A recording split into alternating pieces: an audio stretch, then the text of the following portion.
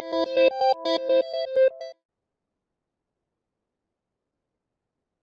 everyone, welcome to this SOLIDWORKS Simulation Webinar. We're going to be talking about sort of the range of simulation tools you have in simulating A to Z.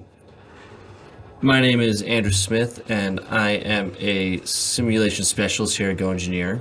And before we get started, I just want to say thank you to everybody for showing up, for coming and watching. We are really excited here at GoEngineer about helping our customers have the best solutions they can, whether that's finding the right software or getting the right training to ensure that you have the tools you need at your disposal to get your designs created and functioning properly as fast as possible. So thank you for coming, and hopefully this will help. I would like to point out that we currently in Q4 of 2022 have some discounts and really good offers available right now on some of these tools. So if any of this seems interesting to you or you think it could be useful for your company, please reach out to your account rep or your sales rep to see what we can do for you, and we'll get you started either with some software or some training if you need it, and that could be really good. I'm going to quickly talk about the agenda for today. The first bit is going to be mostly just about kind of this basic core SOLIDWORKS simulation tool. We're going to be covering stuff that's both in the SOLIDWORKS Simulation Standard as well as SOLIDWORKS Simulation Professional. And we'll talk about SOLIDWORKS Simulation Premium a little bit at the end, but won't be going through too much of that, just more showing what it's capable of. So this is the basic agenda. I'm going to show the model. We're going to talk about simplification, talk about kind of an initial static study to make sure it works right, and then how we can optimize the components, and then moving forward into other stuff, running a thermal study, showing that we can use thermal studies on an enhanced static study, looking at fatigue as well. So, and then after that, we'll talk about these other simulation tools that are available with SOLIDWORKS, as well as some 3D experience platform tools, and then just mention plastics. And then we'll have a conclusion. So I've switched over to SOLIDWORKS to show the basic kind of configuration we're working with. This particular rack here is built to be basically just a support for some hot steel that's cooling. It's going to be exposed to temperatures about 300 degrees Celsius as the steel cools, and there's going to be a lot of these racks made for the cooling. So saving money, like making parts lighter and have less mass, is really critical for being able to design, tens of thousands to millions of these to save, a gram here and there ends up being 1 million grams if we make 1 million of these. So we're going to talk about optimization very first. So this is the basic thing. Before we really even get started, I have this model, but the load that's going to be on it is going to be symmetric. So the idea here is that this is going to be cemented into the floor, so the bottom of these pieces will be cemented down into the ground on both sides. And that the steel will be put on these pegs that stick out. And so just worst case scenario, I added a split line to show that the steel is going to be, worst case scenario, sitting on the outside edge, so it has the most torque on this main bar. So anyways, I have at least one symmetric behavior here. So before I started simulating, I just did a simplification so that I don't have to run quite as much simulation. So I cut that in half, and that's symmetric, so that makes it really easy.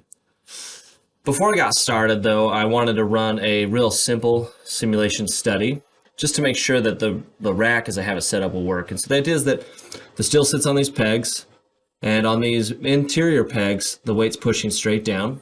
But on the exterior peg, the steel hangs off over the side, and so we have sort of a load that's pulling down as well as a load that's pointing in. So I gave that a 45-degree load pointing on that side. I just did it with some trigonometry, but you could also put your own plane in there if you want to do that. Well, we'll get into that. So I'm going to move over there. So First things first is I got to activate my SOLIDWORKS Simulation add-in up here. Once the add-in is done loading up here, I have now a simulation tab. Now I've already created most of the simulations I'm going to be running. I did that for two reasons. Number one, some of them take a long time to solve, and so I didn't want to have to sit here for 20 minutes while we wait for the solver to solve. So I have those pre-run in a lot of cases, and also the way I have it set up is I want to be able to kind of walk through it fast, and don't necessarily have the time in this setting to go through each step. And this isn't really a educational session. It's more for us to be able to show what's available, what tools are out there to help you. So I've created this static study here, and I'll walk through this again, how I set this all up.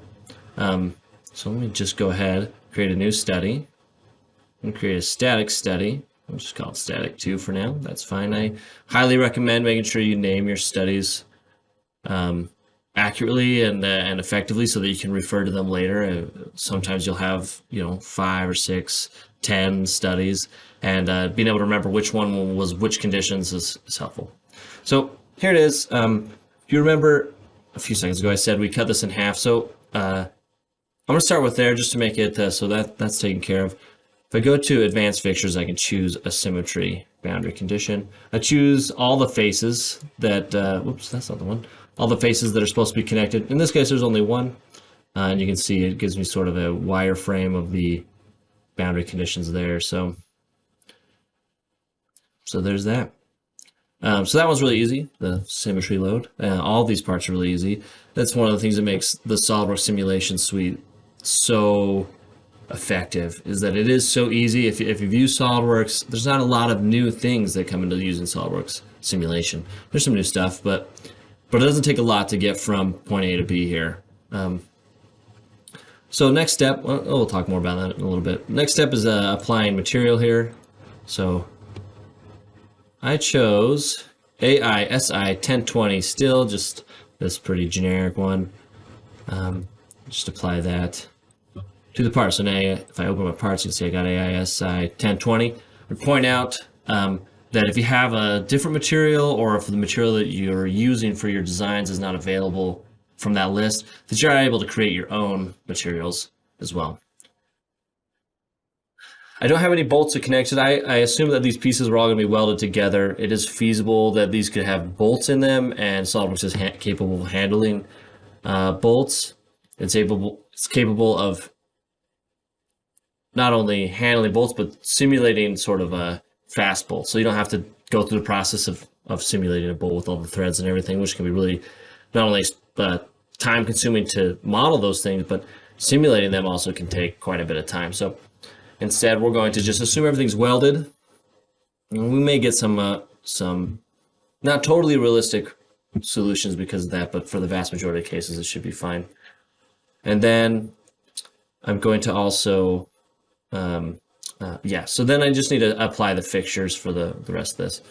So I'm showing this as a fixed geometry here. This mostly simulates a post, this fixture here.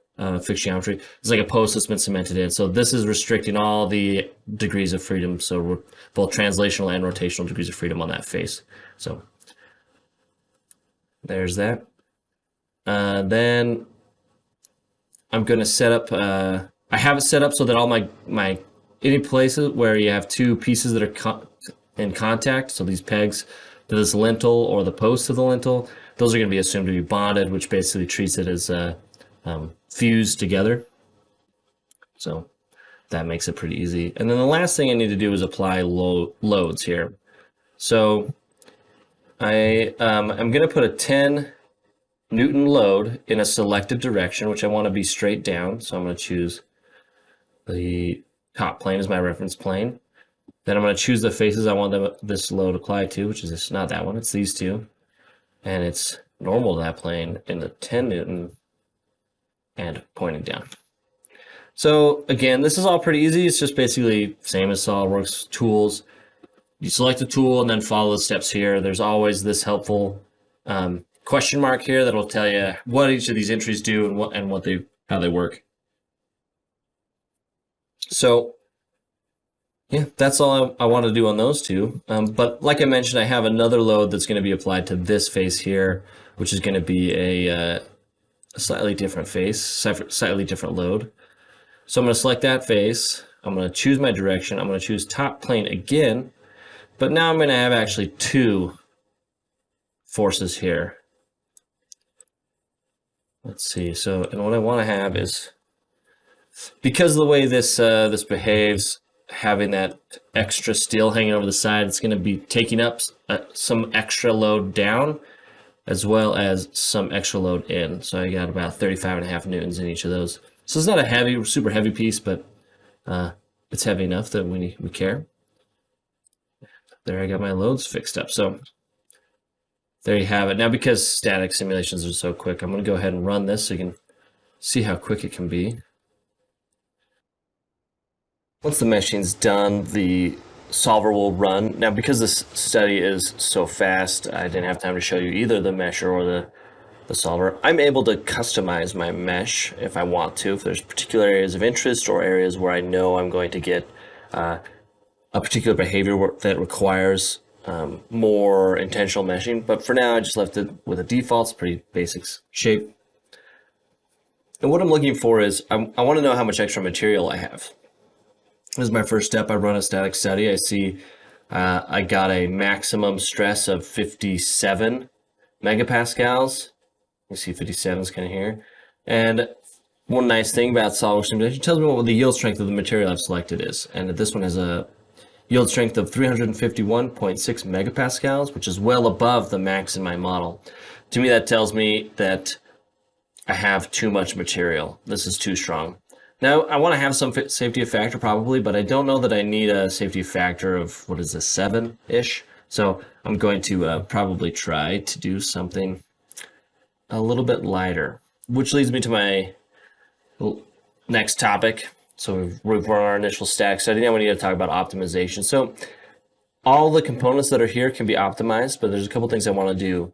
Number one, I want all my pegs, I'm going to switch back to model so I can show these. I want all of these pegs to be identical. If I have to make 3 or 6 different shapes, that's going to add manufacturing costs probably. So if I just make one shape that I can make a lot of times, then that's what I want to go for. I also, I'm pretty sure that this piece here, if I go back to my simulation, you can see I got my lintel, this piece that rests on top. It's got some stresses, and I don't want to mess with those too much. They're kind of that's where the max stress is, so I'm going to leave that one as it is. But I can see that both the pegs and the posts both are really low stress, so I want to optimize those. So we'll do these one at a time. I'm going to start by optimizing these pegs, and to do that, I'll open up this other one. I've already run this optimization scheme here, but I kind of want to show you the process I went through to get there. So again, I scroll over to my simulation tab, I open up new study, and I select the design study option here. Check mark. Now it opens this tool here in the bottom of the screen. You'll see I have variables, constraints, and goals. It's a pretty common scheme for optimization. You need to know what we're going to vary to try to find an optimum. You're going to need to know what you're optimizing, which is your goal, and then you need to know what the bounds are. So we don't want to increase the computation time too high or allow for any crazy things to happen. So we're going to constrain our optimization setting. I've already selected the I've already created the parameters I want to vary, and I can do that pretty easily by clicking on this button, add parameter, and then I can go in here and then choose the dimension or simulation variable I want to vary. So I can actually choose model dimensions, global variables, simulation parameters, and material behavior. So for now, I'm just going to vary a couple things. I'm going to try to vary the thickness of the pegs as well as the outer diameter of the pegs. And so I can do that here by selecting this next line, and I'm going to go into this sketch, which is where I defined these. I want to show it here. it's already showing.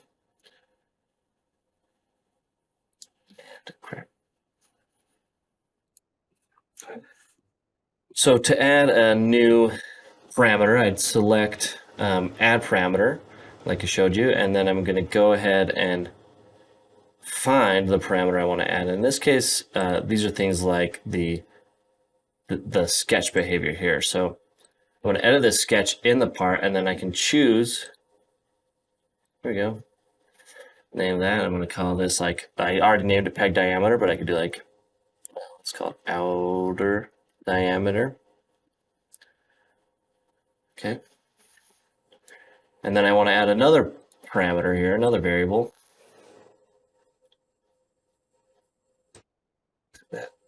Through this process, I want to add another parameter. I'm going to call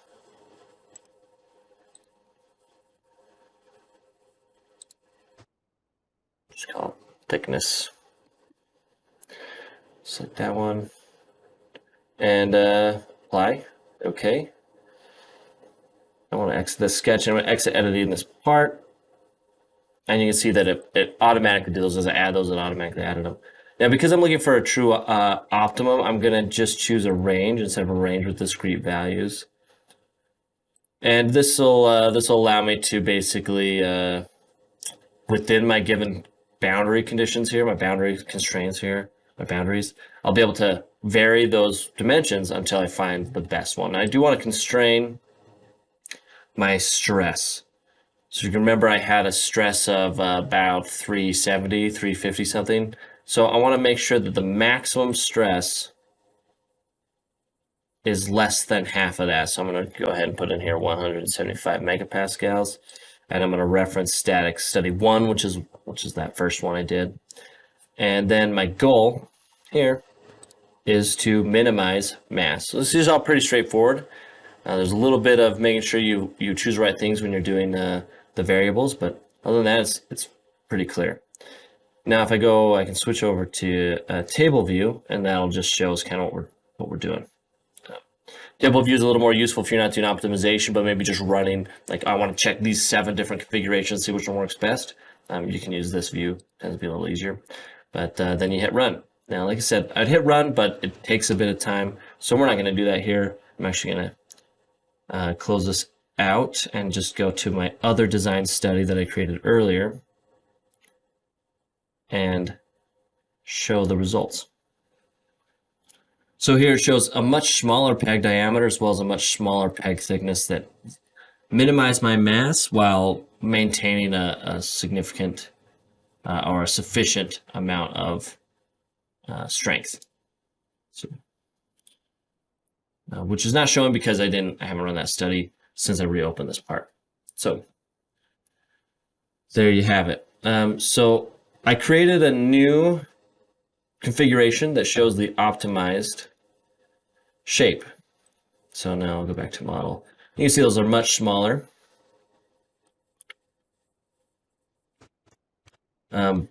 Which will save me a lot of money on material if I'm making 1 million of these pieces. So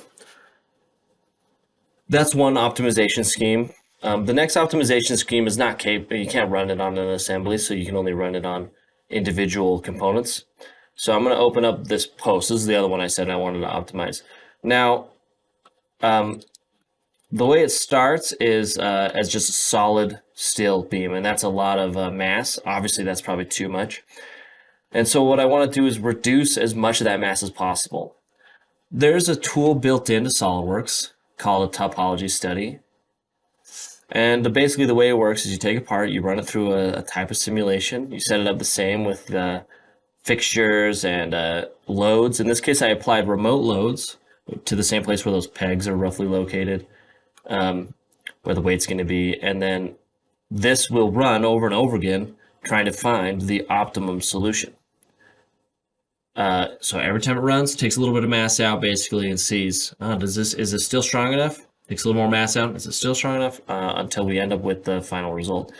Now these results look like this. It takes a minute to load up sometimes, but the idea is that as this it's going to give us a plot here, and it's going to give us some colors. And some colors will say this must be kept in order for this piece to function. Now, here it is. So we have these colors here. Yellow must be kept. Purple, okay to remove. And if it's not there at all, so you can see some see-through sections here, that means that it is sufficiently strong that we don't even need that material at all. It doesn't contribute to the strength here. So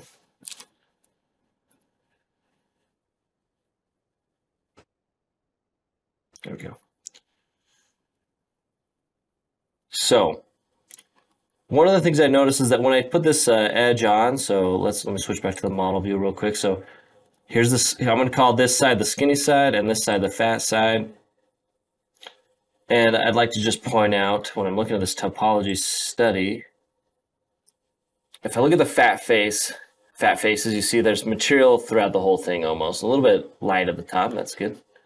But then when I turn the edge on, so we're looking right at the skinny side, you can see it's hollow the whole way through. I don't need that material. Again, kind of fat side on. So this is not a shape I can use. I can't turn this into a new shape and remodel it, not yet at least. But I can kind of take some general ideas behind why it's shaped the way it is and then make my own part. And in this case, I've created this reduced shape. So you can see I just cut the middle out. And that enabled me to reduce the amount of mass on this part by a lot, which is obviously what we're going for. So once that's done, I'm going to open up this other assembly that I have that has the optimized shapes already built in. So you see I got the skinnier pegs, I've got the hollow post here. And I've already run these studies, but I wanted to double check to make sure, number one, that the optimized behavior is sufficiently strong when it's all together. So I've already set that up. So it's set up exactly the same. And these are what the results look like here. And so you'll notice still well below yield strength. So not concerned with the new model. But what I want to do now is actually look at the thermal behavior. So the modulus of elasticity and yield strength and stuff can actually change with the temperature change. So what I want to do now is check that when the 300 degrees Celsius steel pieces are put on this cooling rack, that it doesn't actually compromise this design. Now, fortunately with Simulation Professional, I have the option of creating a thermal study. And I'll just kind of walk through the parts of this real quick so you can see I got same pieces. I've set them up with steel so that the thermal conduction behaves properly. I've defined a thermal load on the 3 outer edges here. So I'm saying I got 300 degrees Celsius there. It would probably be wise in future studies to move this around to ensure that even if I have the pieces here, that doesn't affect too much. But again, not really here to show that level of detail, more just to show you what it's capable of. The next thing I did is I created a convection thermal load. I selected all the faces except for the ones that have the thermal load on them, and created a convection coefficient of about 9 watts per meter squared Kelvin. I just pulled this off the internet. It says a pretty typical value for convection coefficient of steel in unmoving air. If I wanted to pump that number up, I could theoretically put a fan there, and then I could find a new number. But for now, this kind of is sufficient. And here are the results. So you see a pretty high temperature here that smoothly transitions to 25 degrees Celsius. Now, this is nice to look at, and it could be all the data you need, but what we really care about is how this affects our strength, and is this going to mess up the way that our structure handles the heavy and hot steel that's placed on the ends here. So I created another static study. We're here, I just called it static study 3. And I went into my properties here, went to my flow thermal effects tab, and I was able to apply a thermal load or the temperatures from thermal study 1, which is the study we just did. Simply hit OK, and that applies that. And then I was able to run this with the same loads, same fixtures as before. So I have my symmetry condition on. And these are the results here. So I've automatically, or not automatically, I manually set the cap to be the yield strength here. And what I want to show is anything turning dark red, I'm going to be concerned about being close. I bet, you know, because we're going to have a factor of safety of 2, I'm going to change this to have a factor or a max of 175. This is one of the nice things about SOLIDWORKS. It's really easy to change these plots and change it. So I'd like to point out that basically these plots stayed the same. You can tell there's not a lot of high stresses here. We're well below in this in general, well below the yield point. We're even well below half the yield point. There's a few spots where it gets a little warmer, a little higher, but nothing critical.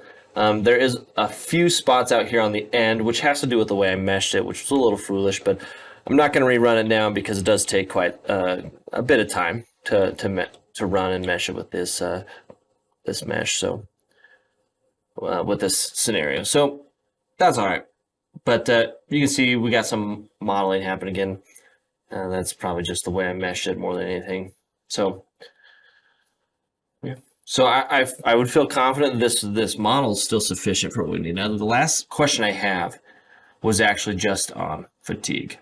So I know I can build this. I know I can build it so it's strong enough. But my question is, what happens when I apply a load and pull that load off? Apply a load, pull the load off. Apply a load, pull the load off. You know, this is in some factory somewhere, and it may be happening, you know, 100, 200, 500 times a day, and that adds up. And that, you know, I want to see how this fatigue, how this model can handle a fatigue load. Now, fortunately,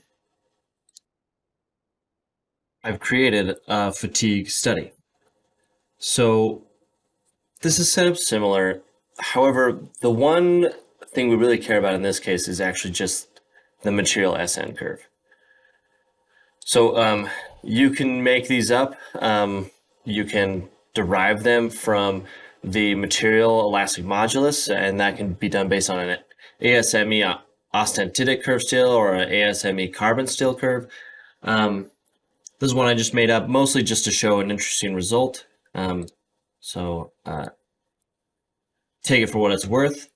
But the idea here is basically I apply that material to the still, and then I create an event. In this case, I have what's called a zero-based load, and that's where a load is applied and then removed.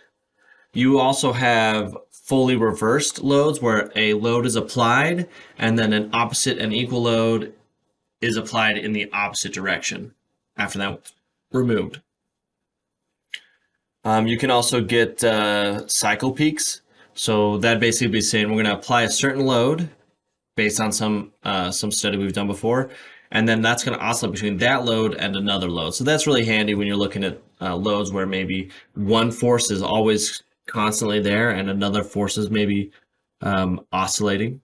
For our purposes, we're looking at the zero-based loads here. So I want to make sure this can do 1,000,000 cycles, so I chose that. And then I would hit run. So this one's a little simpler, but the results, you make sure you can look at them and understand them correctly. So this is showing damage percentage after 1,000,000 cycles. So you see it's mostly blue, but I do get, and I'm going to ignore mostly this end because, like I said, this is probably a result of bad meshing on my part or improperly placed boundary conditions. But you'll notice that not everywhere is zero, so I'm getting a decent amount of damage in other places as well. So I probably am going to need to make sure that I make some changes to this part to ensure that it can handle 1,000,000 cycles. Another result plot that comes with this one is the life. So this will tell me basically that this spot, it lasted 1,000,000 cycles. So all this blue, dark blue is 1,000,000 cycles. Everywhere else, you can see where it's other colors is shown where damage will begin to happen at some point. in theory. And this is statistical prediction, so it's it's not perfect, but it's basically saying that statistically this is where the damage is likely to happen. And so that's the fatigue bit of this. So as far as SOLIDWORKS go, that's kind of all I wanted to show you in terms of working through it. Again, if you have questions about any of this, please reach out to us. We got lots of AEs, application engineers that are ready to help. So just reach out. So let's go back to SOLIDWORKS. So we got through that. To finish up, we're going to talk about these other simulation tools from SOLIDWORKS as well as 3D Experience. And yeah, then we'll be finished up. So SOLIDWORKS simulation, on top of what we talked about with that's basically simulation standard and professional. Some other tools we didn't cover, such as buckling, some other things that are nice to have and maybe really good for your business. So yeah, we can talk about that. But as far as these other tools go, we have SOLIDWORKS Flow, which is basically a fully functional high-power CFD tool. So this is able to do everything that any other general purpose CFD tool does. But it's integrated into SOLIDWORKS, so it's super easy to use. It's the meshing and the modeling are linked, so optimization is super easy as well. And we can do stuff like this. This is a simple calculation of pressure on and airfoil with a slotted flap. We could also do electronic cooling stuff, which is really nice. So looking at heat sinks and ICs and PCBs, heat pipes, stuff like that.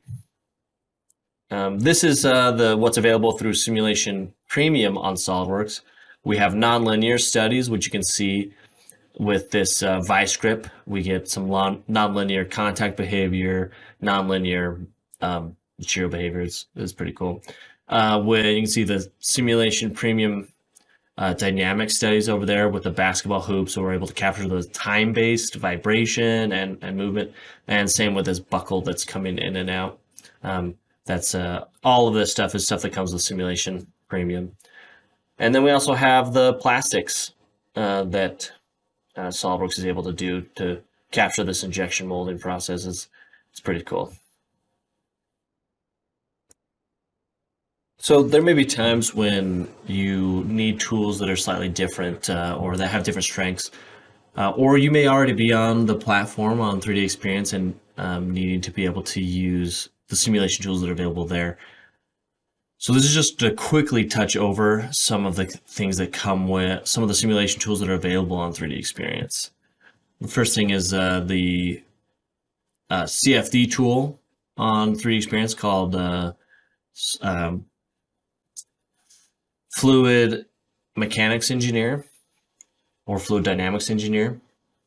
This is just showing some of the capabilities it has. It's nice because it's on the cloud already. So just quickly, I want to touch about the benefits of that, and that's really just you have cloud computing, so that can save you computational time and energy on your machine.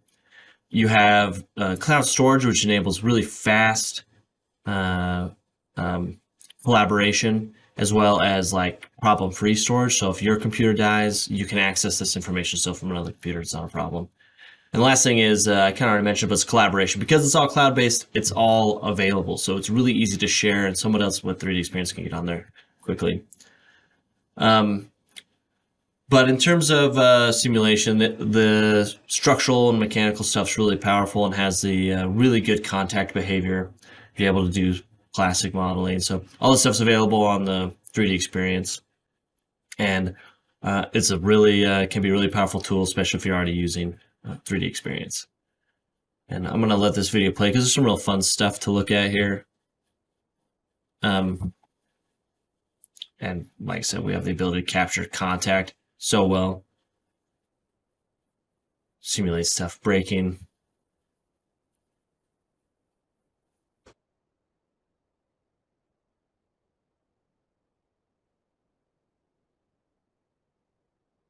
See lots of pretty high fidelity results. Again, this is capable through the ability to use cloud computing and the ability to use